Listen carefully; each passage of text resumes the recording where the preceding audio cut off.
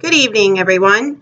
I chose the Constructivism Theory, which basically states that it's the process of constructing new knowledge by way of knowledge the student already has and making meaning of the new knowledge. Basically, the learner is choosing information, forming hypotheses about that information, and then making decisions on how to file or make new schema out of the information. A downside to constructivism could be that students, young or older, could be coming to the table with different background knowledge. They may not all have the same prior knowledge as every other student in the room. And another downside could be that each student may process the information differently, therefore leading to different meaning. A positive of constructivism is if it's used or done correctly, it allows students to learn or discover on their own in a learning style that works for them. And we all know that students using the proper learning styles only enhances their ability to retain that knowledge.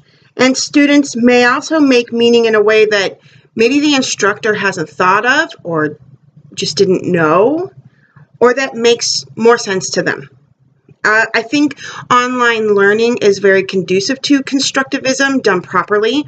I think Liberty is a very good example of this. As I stated in my introduction, I have received all of my higher education online through Liberty University.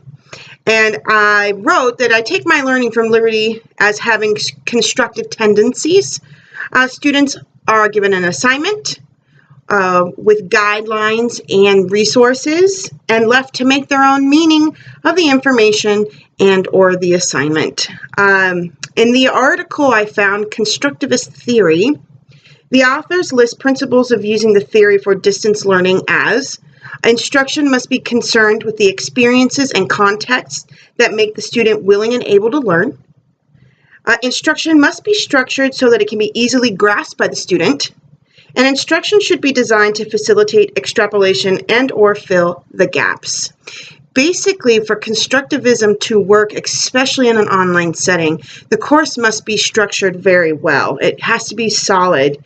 And the article also lists that instructors should take into consideration a student's predisposition for learning, knowledge structured to be readily grasped by the learner, the effective sequence of material, that is teaching the material in an order that makes sense, and the nature and pacing of rewards and punishments.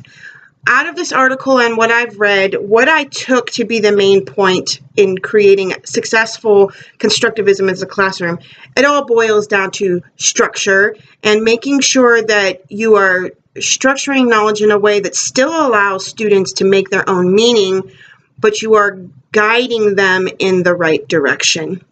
Thank you for watching. Have a blessed week.